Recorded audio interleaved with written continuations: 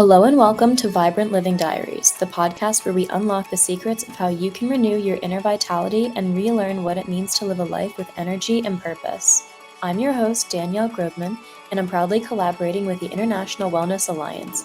This alliance is home to experts across the world whose specialties allow us to cover the entire spectrum of health and wellness. Just as a disclaimer, the stances our guests take on this podcast and the topics we cover are not representative of our individual perspectives. All information and advice we give here are purely for entertainment purposes.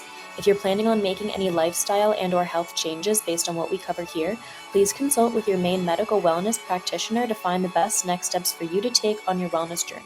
Today's guest is Deepak Saini, the founder of Health and Personal Blue Zones. As we'll hear from in just a moment, Deepak's weight loss journey began when he couldn't pick up his own daughter from her crib. This inner mental turmoil led Deepak down the path to fully understand nutrition, mental wellness, physical fitness, and what it means to truly attain a personal transformation into holistic health. Today, Deepak combines modern science, ancestral wisdom, and biohacks that he's learned along the way to help his clients and himself enhance their energy levels, improve performance, and promote sustainable weight loss. Deepak's mission expands beyond physical health to encompass optimizing every facet of life, and we're very eager to have him with us today. From productivity in business to quality sleep, heightened energy levels, enhanced relationships, and even reversing the aging process, there's a lot to cover in today's episode. So please join us as Deepak shares his insights and practical advice to help you embark on a journey towards a healthier, more balanced lifestyle. So without further ado, Deepak, thank you very much for joining us today. Oh, a pleasure to be here. I really appreciate the opportunity. Yeah. The last we spoke, you mentioned that the beginning of your whole journey into this field, it started because you were a little bit on the overweight side, if I remember correctly. It was threefold actually. So yeah, I was overweight. I was morbidly obese as a teenager, 100 pounds heavier than I am now. Autoimmune condition, constantly being sick, like from a kid right through into adulthood. But in 2014, I hurt my back. I had no flexion. I couldn't bend over. I couldn't pick up my youngest daughter out of her crib. So that's what really, in trying to heal my back and trying to find a modality, I like to say the Western medical system wasted 18 months of my health, misdiagnosis, ineffective treatments, etc. So trying to take matters into my own hands, go outside the system. Found a modality, heal my back, and made lifestyle changes along with that, and autoimmune condition in remission. Last 60 of the 100 pounds melted away in a matter of months, and haven't looked back since. I hear that, and every time I'm thinking, wow, because there are so many people, and I think obesity is something that's plaguing a lot of people in the US, and probably not even just If you look at the the, US. if you look at the All stats, over. they say Yeah. 70% of people are 70 to 80% of people are overweight, and 50 to 60% would be classified as obese. Yeah, and the fact that it started in your teenage years and it followed through and it carried into your adult years. As someone who's now finally been able to get on the other end of the spectrum, so there's both ends of the spectrum. We are seeing a lot in the US where people are either anorexic and they are not doing well at all on that end, or they are morbidly obese and they're not doing well on the other end as well. Both are going to lead to very certain death. Now that you have found yourself closer to the middle and you're not too far on either end of the spectrum, can you look back and think, was there any one thing in particular that was causing you to want to be on that end? There's always some reason that a vice serves us. And for a lot of people, we don't really think about what that is for us. And in terms of weight and in terms of food, it's a very touchy subject. Yeah, so it's obviously a very complicated issue. Weight gain, weight loss. There's a lot of different factors that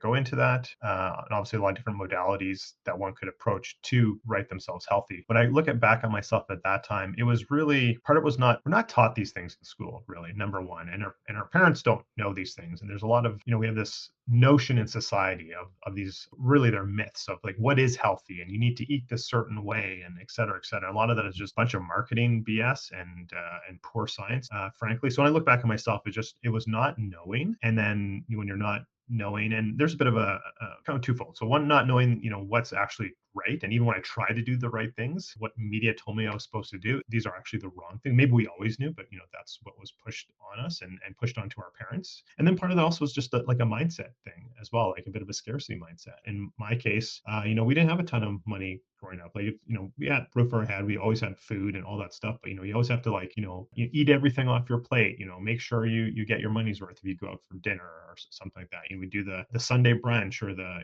that type of thing. It's like gotta get your money's worth if you're paying well, going way back then it was only like $20 to go for brunch or something like that. But you got to get your money's worth, type of thing. So it just led to overeating, and then of course eating the wrong things as well. So I think that's really what it was in my case. My parents were also in the hospitality industry. They had their own restaurants and, bars and stuff. And, that's kind of what I did, pay my way through school and all that. But again, that's a lot of, well, restaurant food essentially, right? So it's like a lot of it's prepared. You're using poor cooking oils, a lot of deep fried stuff, all these things that taste yummy but are just not healthy. So I probably ate more of that than I should have. So yeah, that's kind of at a high level. That's kind of the things that were sort of plaguing. I cannot tell you how many times growing up I heard that. You need to get your money's worth. Don't waste your food. There are people starving in Africa. There's so many different subtle, nuanced ways that we were kind of guilting people into eating more. And I don't think we actually took the time to understand what that did to us, psychologically speaking. Because when I was growing up, I knew that it was just like a quirky thing that my mom said. I'll make sure you get your money's worth. But my mom was always kind of a person that, like, she was also the first one to tell me, if you're full, don't eat. So she had this kind of like fun, quirky saying. And then there was also that kind of moderation. When I was going through a bit of an eating disorder, I realized that I completely lost all sense of moderation. And when you're on either end of the spectrum when it comes to an eating disorder, you don't really realize what maybe you heard growing up or how you were treated when it came to food or how you think about yourself, how that all plays a role into it. You now coach people and are helping people through these kinds of issues. What is something that you're seeing, at least from the people that you're working with, or something that you've come to now realize about yourself, about how you view yourself? Yeah, before I answer the question, one thing I just want to make perfectly clear to the audience is, like, I'm still not perfect. I'm still these things that I work through. So my choices, and we'll get to in a second, like, this has happened to me. The broccoli is starting to go. This is like 3 servings of broccoli, but it's starting to go. It's going to go bad. So I'll cook it all up and I'll eat it all because I'm not going to waste it. So even though I've made a healthier choice, I've swapped out chicken wings and whatever fries for broccoli, you can still overdo it. Again, it's the mentality, it's the mindset. I'm not going to waste some. So that's still something that's still a struggle for me. So to answer your question, for my clients, when it comes specifically to food, well, one, it's education and knowing how some of these things are affecting you and what your goals are, your stated goals, whether it be weight loss or longevity or whatever the case may be. But it's not about taking anything else away. It's about making small substitutions and adding things in. Example being, hey, what if we just tried to eat one more serving of vegetables a day? Or what about at dinner time, have your whatever, potatoes, fries, but only after you have the broccoli. And they come back as well, after I ate the broccoli or vegetable things, like, I didn't have much room. I had only a few fries. Okay, great. So they still had fries. They still get that satisfaction, but they've cut the amount of fries they had or whatever the thing is for them. And just like as they start to build and become more of a regular habit, this is not something that happens overnight. Then they start to self-select and make healthier choices. And over enough time, you've completely changed your taste buds. You've completely changed your body composition. And that doesn't mean you can't go back in special occasion or whatever and have that piece of chocolate cake or eat that slice of pizza. But again, is it a slice of pizza or is it the whole pizza? Is it a glass of wine or is it the whole bottle of wine or whatever the case may be, right? Yeah. In terms of alternative healing modalities, you said that the typical Western medical industry wasted 18 months of your life. You realized that that wasn't the way and you needed to turn to another route. In terms of utilizing these alternative routes, what did you find was actually the most helpful for you? Because I feel like, especially in this day and age where there is a lot of social media and you can keep scrolling and go down a rabbit hole, there's so many different options out there. There's so Sure. many different choices of what can I do? What diet can I go on? What pill can I take? What supplement am I lacking in? What vitamin or mineral or nutrient am I deficient in? And there's so many different things that could be going wrong potentially. So then there's a lot of different solutions that people have come up with over the years. And all of them are all 100% proven to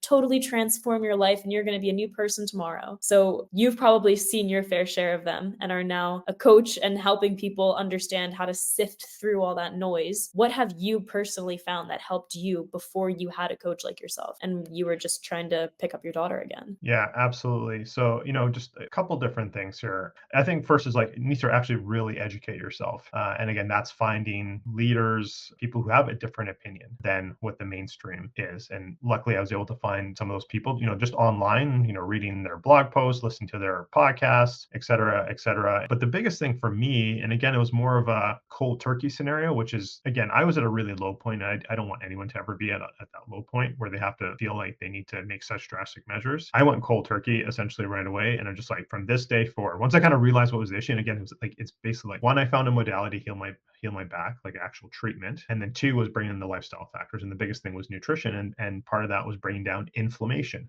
generally, but mostly through nutrition. So I went cold turkey. So like literally once that kind of clicked for me that day, I was like, I'm not eating pizza anymore. I'm not drinking anymore. I'm not having fried foods. And, I just went to like not vegan or anything like that, but just like quality meat and like tons of vegetables. That's like really all I did. Like big ass salad. Like, so like I don't even eat that kind of like level of salad anymore, like gigantic bowl, etc. And like just making those changes and eliminating inflammatory foods, the industrial seed oils, basically anything that's fried, packaged foods, that sort of thing. That was the biggest driver for me. That brought inflammation down. So one, my back could heal better and faster with the treatment I was doing. And then lo and behold, I wasn't trying to lose weight, right? I was trying to heal my back. And then, over the course of months, my clothes are getting baggy and all of that sort of thing. That was a welcome byproduct for someone who struggled with weights, for someone who was morbidly obese. That was a welcome byproduct. I was trying to heal my back. So that was the biggest thing for me, was just really the nutrition piece. And then all the things, advanced testing, what's the right supplementation? Yeah, these things all can play a role, but I think you really get down to basics. Are you sleeping properly? Are you hydrating properly? Do you have clean air? Are you getting outside in the sunshine? And are you eating low inflammatory foods? And it's a little bit different for everyone. There's no one size fits all nutrition plan for everyone. So just finding the right mixture for me was the big driver. And again, I try and help my clients with that as well, find the right mixture for them. And I like that you touched on that, because when people hear that, their favorite gurus or their coach, for example, is following a specific meal plan or a specific diet, they think, oh, I'll just do the exact same thing. Every single thing that you do, I will do, because I want to look how you look. So then I'm going to do it. But people don't realize that what you can handle and what is non-inflammatory for you may be the complete exact opposite for them. And you said that you didn't go on the vegan diet. And in I guess we can say, culture where that's kind of glorified and normalized, and people that are like, yeah, I'm vegan and I have more energy than when I had meat and it helped me lose weight and all these other things. Why were you never tempted to, if you were already going to go full cold turkey, to just go full ham on it? Okay, great question here. So back in university, in an attempt to lose weight, I went vegetarian, so not vegan, but I went vegetarian. I think I lasted 2 weeks, and the reason it only lasted long is I was strength training, working out at the university gym, world-class facility, world-class athletes train there. Like within 2 weeks, I could see my strength levels plummeting. I was like, this isn't working. This is like, I had, I was still big and fat, but I was actually strong, and I was trying to get really strong. I'm like, this isn't working. Like that lack of animal protein that was not working. So I knew I wasn't going to go vegan, and it goes both ways, right? There's people on the other end of the spectrum, carnivore, like only eat meat, or even keto, and all these type of things. I have opinions on all of them. I don't think humanity developed to where we're at now by excluding any like major food groups. But again, that being said, I think there's a role there's basic stuff, again, bring down inflammation, find out what works, and experiment. And then as you get further along, then there's like genetic testing, nightshades like peppers and potatoes and eggplants. Are they a kryptonite for you? For some people they are, for some people they're not. Dairy could be a problem so to really dial it in for people. Again, going back to the ends of the spectrum, whether it be vegan or carnivore or something like that, when people say I feel so much better, because I could pick on both sides equally. I'll just use the example of vegans that you brought up. So I feel so much better because like I'm going to stop eating meat. Well, you have to really look back. For most of these people, it's like, yeah, you were eating garbage before. Like eating a McDonald's hamburger is not eating meat, right? So you stopped eating McDonald's and you went to more plant-based or 100% vegan. Of course you're going to feel better because you took out all the junk seed oils and all the fake food you're eating, and now you're eating real food. Of course you're going to feel better. That's awesome. And that can go on for a long time. I think, and again, there's going to be some small percent of the population that's totally going to work for them long term. But for, I think, the majority of those people, after 2 to 5 years, you're going to hit a stumbling block where like hormonal things, it depends what your goals are. So whatever the case may be, and it's different for everyone, we're then bringing in some animal protein back. Again, we're talking, it's like ethically raised, free range, truly free range, quality things. I think that makes sense. So yes, absolutely, people can see immediate benefit making these switches, but really it's what were you eating before? And it goes the same on the other side too. It's like, I feel so much better only eating meat. It's like, okay, yeah, but what were you eating before? Well, again, same. You're eating McDonald's or Twinkies or whatever, right? Like not to poo-poo anyone, and I don't send me hate mail, people, please. I think there's a proper way to structure both a carnivore diet and, on the other spectrum, a vegan diet. But let's be honest, having Coke and Twinkies is a vegan diet, but I don't think anyone would say that's healthy. And like most people aren't doing that. You can say you're whatever camp you're in. I'm I'm a this, I'm a that, and still have like unhealthy foods and not real foods. I like that because I think Oreos are also inadvertently vegan, and Yeah. it's like, "Oh, yeah, I follow a vegan diet. I just eat Oreos all day." And it's like, "Okay, but is that really better than if you were to do the carnivore diet?" You have to look at the specifics of what people are doing. And you mentioned to me last time that we spoke that you feel so passionately about this that you actually help other people in terms of not making the same mistakes you made. You help other coaches. Do you help other coaches in the sense with their business? Because I remember we were talking about, you mentioned that you made a lot of mistakes when it came to your business, but you also help them in terms of like, hey, are your clients maybe not seeing results? And what are maybe some misconceptions that new coaches are having when it comes to training their clients or Yeah. even the mentality itself? Yeah, great question, Danny. So I came from the corporate world, and I overcome my health challenge. That led me to becoming a coach and getting certified and et cetera. And it was a struggle the first couple of years. I thought I was a pretty smart cookie. Working in a big corporation and then running your own business as a solopreneur is completely different. It's what like almost the opposite end. So it took a long time. And now I see newer coaches, usually health, wellness, spiritual type of coaches, but other entrepreneurs as well, who are starting and they have the great passion and maybe they overcame their own health challenges or not. And they really want to make a difference in the world, which we should all applaud that. But I see them making the same mistakes. I was like, oh my God, like someone should tell them. So relatively recently, I started working with these newer entrepreneurs. Again, like don't make the mistakes I made if I can guide them along. So to answer your question, it's a little bit more of like a sort of structuring your business more on the marketing and that sort of thing. But yes, there is some elements of that too, of like how to structure, your program to be more effective for your clients. Or if a client comes to me and is like, I'm a vegan coach. And it's like, okay, great. That's totally fine if that works for you. And if that's you only want to work with people and you're going to force everyone to be vegan who works with you, I don't know if that's the best approach. Like maybe you should be more open-minded and, maybe you slowly guide people that way. Yeah, so there's some wisdom there as well. Again, everyone has to run their own business and everyone can do their own thing. To answer your question, yes, I do help people, my clients who are other coaches to, also how to work with their clients and help them be as more successful. Maybe that's even just listening skills. Like, are you truly listening to your clients and, teaching them how to be more effective at listening and, all sorts of. What's a common pitfall that a lot of people get into when it comes to coaching for the first time that you notice, either when you were first starting or that you noticed that you were doing and that you needed to change as you were a coach? Can I share three? Go for it. Three big ones. Number one, I think, is just like actually taking action. I see quite often is like, okay, I've got my certification, but maybe I need another one. So then they're like, and they're all just murred and getting, a bunch of certifications. Like, just start your business already. Like, actually get out there. Or like, my website's not ready. Like, you don't need a website to collect payment from somebody or to market yourself. So just like getting started, that's number one. Number two, there's a lot of things that can distract you and actually waste a lot of time. It's a little bit more now at post COVID. It's more like acceptable online and more coaches are online exclusively or a combination. But, let's go pre-COVID, it was more in person, driving all around, putting up flyers, putting your business card everywhere. Like that's a lot of wasted time of driving around or, writing all this content, like most beautifully 10,000 word blog post that nobody's going to read, not even your mom. So what's a real efficient use of your time? Social media, spending a ton of time and posting everywhere and all this stuff. I'm not saying these things you can't do, but you have to do them effectively. So getting started, don't waste time on things that don't matter, especially if it keeps you away from your family. And then the last one, the big one, is like efficient use of your money. That could be everything from pre-planning, like taking some actual time to actually plan steps out, like, even like what's my social media handle going to be? How's that tied to my brand? And like just thinking these things ahead of time. Because if you just run into things, you're like, oh, I got social media handle here, but I didn't get it here and I have to change it. Now I'm branding, like think about it ahead of time. But the biggest one, here's what kind of irks me and kind of like what really got me into doing this. It's more complicated than this, but I'll just put it in two camps to be simple. There's a bunch of people who call themselves coaches or marketing coaches or whatever, and they're just a bunch of BS. No one's going to make you 7-figure coach in 90 days. I'm sorry, it doesn't happen. I understand where the math comes from, but it's not going to happen. So there's a bunch of that suck people in with all the promises, preying on their insecurities or their imposter syndrome or whatever.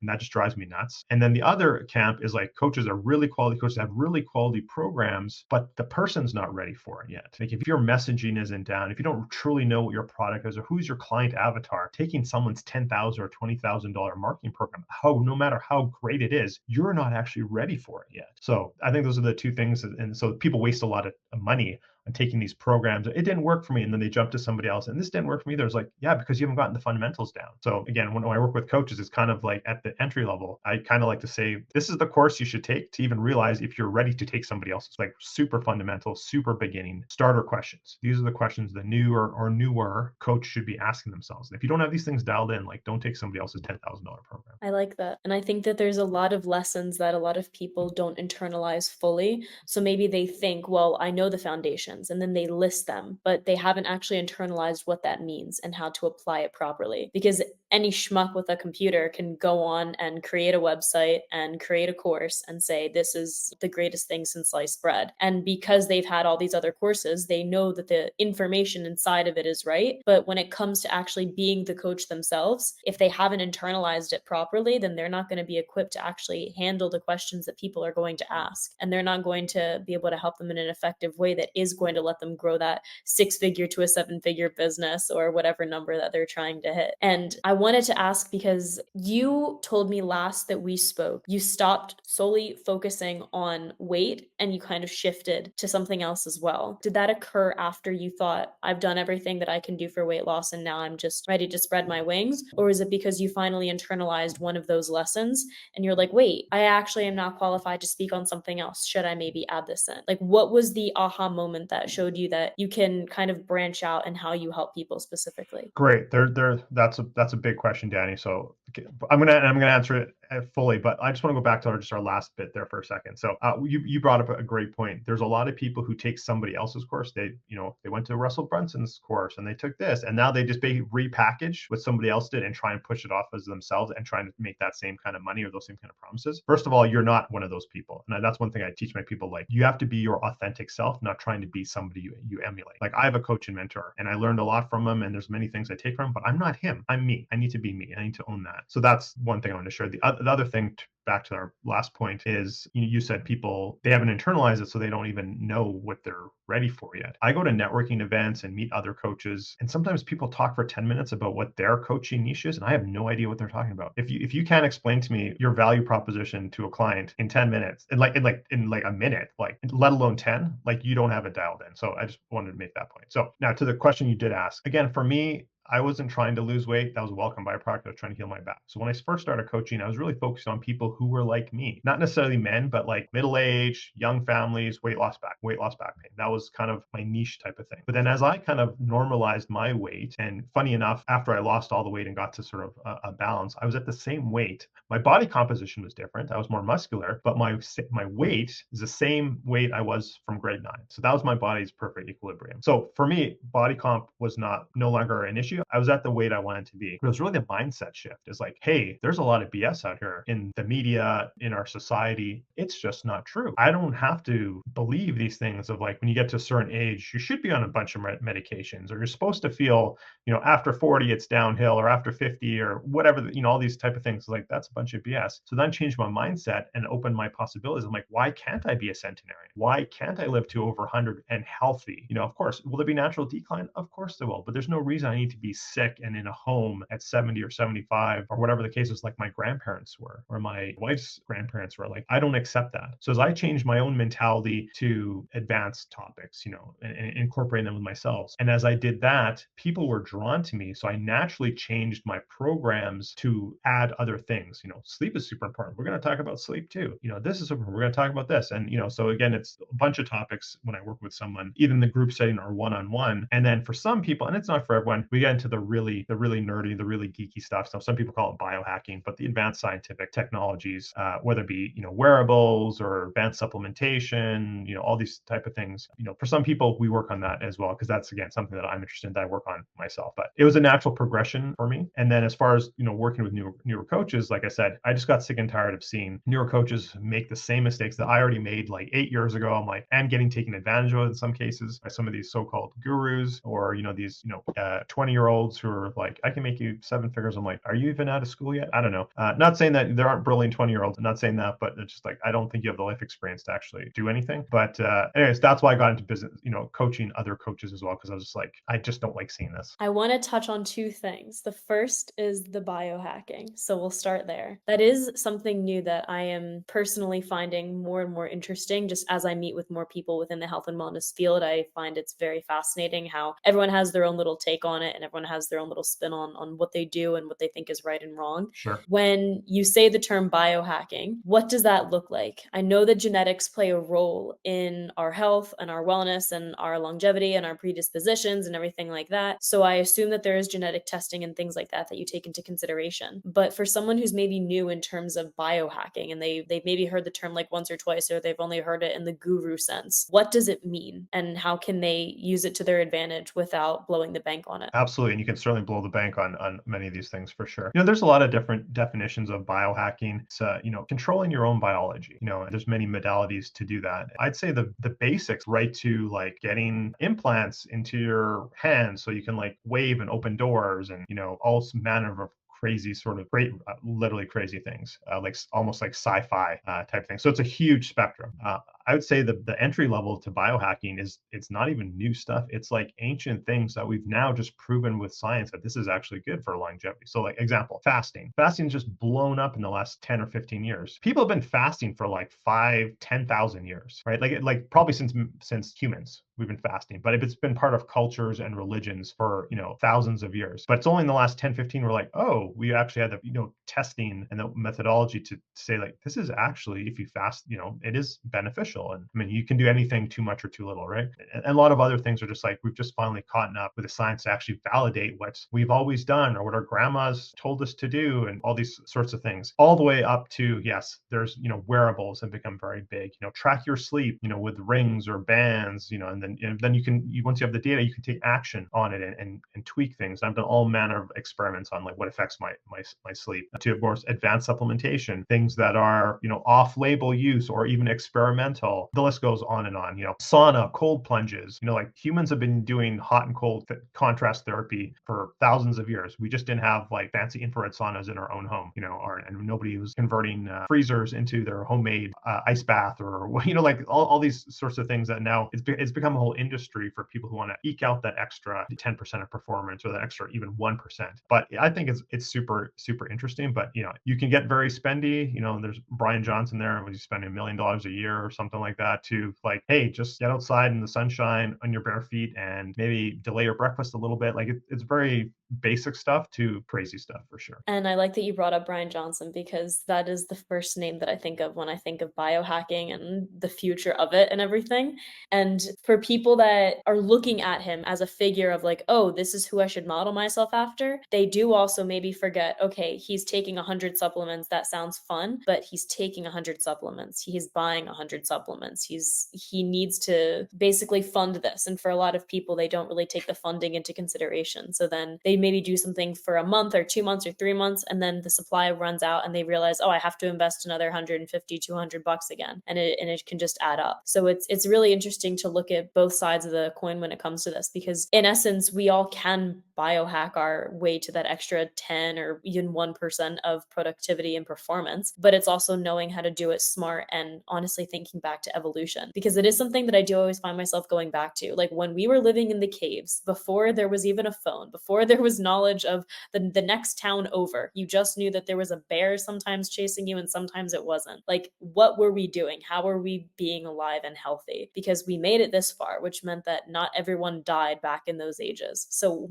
what did they do and how did they survive? And kind of just taking the bare bones of it. Because if you don't have the funds to do something like Brian Johnson or, biohack your way to the top, you can just spend that extra 10, 15 minutes outside, get that vitamin D, or you can just postpone the breakfast Absolutely. 2 hours and let your metabolism do what it needs to do and wake up properly. So I would love to mimic Brian Johnson myself. One, from an interest point of view, and also that would mean I'm probably a decamillionaire or more. So most of us are not. So we got to pick our spots for sure. And just as an interest sake, I used to in the height of it, I was probably taking about 40 to 50 pills a day, and I've scaled it back. Not that I don't think they're not beneficial, and some are for long term, and like there's no way to quantify if this is actually working right now. I won't know for 40 years. Some things you can quantify more easily, but I've kind of scaled it back to about 20. So kind of up half, sort of the basics, though, the ones I know are going to move the bigger dial right now for sure. And that might change over time. So,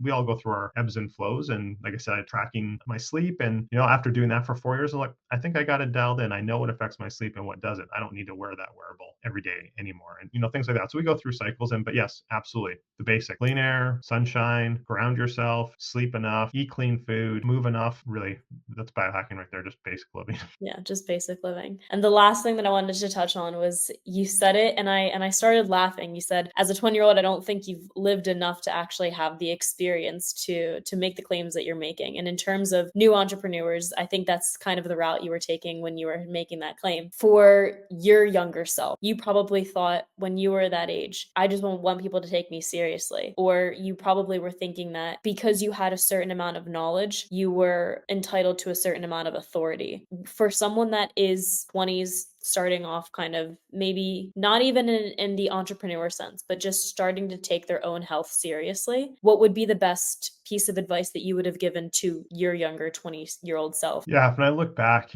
even to, and there's a difference because we're at different stages of life. And obviously when you're like in your, maybe high school or you're going to university, this is the time to explore, try new things. And that may mean going out to parties or going to the club and all that kind of stuff. And I'm not saying like people shouldn't do those things and, like, hey, it's okay to have a drink once in a while. But, if I could go back in time machine and tell my younger self, even at that time, it's like, hey, like maybe just do that once a week. Like you don't have to do it the Thursday, Friday, Saturday. Get more sleep. And it's certainly tell them about like nutrition. Hey, if we're going out to the bar and then, it's 2 a.m, the bar closes and you're like got the munchies, like, okay, fine. That's the only time you're eating pizza. Don't eat pizza like every other day. That's not serving you. And, just some things like, so basically what I'm trying to say is like, enjoy yourself and be young, but like know that there's consequences in excess that you're going to like regret later on type of thing. And that is something that I think a lot of younger people don't actually take into consideration. And I know that I was one of those people because for me, it was not so much about like instant gratification as it was just disrespect to my future self, if that kind of makes sense. So like I would get into these kind of habits where I wasn't really considering like, well, what is this actually going to do to the microvilli in my intestines in 5 years? And because I studied anatomy and physiology my whole life, just for people who don't know, the microvilli is the tiny little projections that shoot out of your intestines and suck up all the nutrients from the foods that you eat. And for some people that maybe experience, different eating disorders, there are certain medications and certain supplements and certain things that you can take that are going to help you in terms of moving things along in your intestines, but they're very harsh on the microvilli if you abuse them or if you use them, if they're too potent for maybe your body weight or your age or, the frequency in which you're taking them. So there were times where I just had no care in the world for what I was doing to my body because I just wanted the right now, which yes, is the instant gratification, but it was also just, I know that it's going to do this certain thing and I know that it's going to hurt me, but I just don't care about the future because that's in the future and who cares about that? So it's trying to find, okay, how can I actually help myself right now and in the future as well? Yeah, I love that, Danny. And I just want to add one more thing. Actually, you made me think of something that I would also tell my younger self is just like recognizing the sign that something's maybe not serving you. Like, so I think even intuitively, like, oh, I have a hangover, like I drank too much. Okay, we all get that, or we young people get that. But it's like, oh, I'm having excess acne. I have bloating. I have digestive issues. The list goes on. And just being aware, like, there's a reason that's not normal. There's a reason that is happening. And that's part, even now when I talk with my adults, it's like, no, that should not be happening. If you have like, excess gas, that's not just like, oh, so people like, oh, well, you just get gas from beans. It's like, no, you get gas from, I'm obviously talking high level general here, right? But, you eat beans, you get gas. It's like, no, you get gas because your body can't process those. They're not right for you. So you maybe need to swap it out. It's just not a blanket. Everyone gets gas from beans. Like, no, they don't. If you're getting gas from beans, there's microbiome issues. You're not breaking down the proteins, or just maybe you might even be like potentially allergic to them. So like you have to identify. So again, go back to yourself is just like, just be aware of some of these things. If you're always feeling crummy and you're getting bloating, there's probably something you're doing, probably food. That's the cause, and look into that. And if I would have had some of that knowledge or, the time, again, the proverbial time machine, I don't regret anything. Like, I'm where I'm at because where I'm at, but like life probably trajectory would have been a little bit different. I like that. And I think that's a really nice way to wrap up for the day. We are a little over on time, but I wanted to thank you very much for your insights and for sharing all this wisdom with us today. No, thank you. I appreciate being honored to be a guest on the show. So appreciate it. And that wraps up today's episode of Vibrant Living Diaries. It's been an absolute pleasure having you with us. A huge thank you to our guest for sharing your expertise, and to the International Wellness Alliance for making this all possible. Remember, the insights and stories we've shared today are steps towards embracing a life of holistic fulfillment, and we hope that you've been inspired to take the next step forward in your own wellness journey. As always, we're eager to hear your thoughts and experiences. Connect with us on our social media platforms and share how you're integrating the knowledge gained here into your daily life. I'm Danielle Grobman and can't wait to continue this journey with you in our next episode. Until then, keep exploring, stay curious, and embrace the vibrant life you deserve. Speak soon.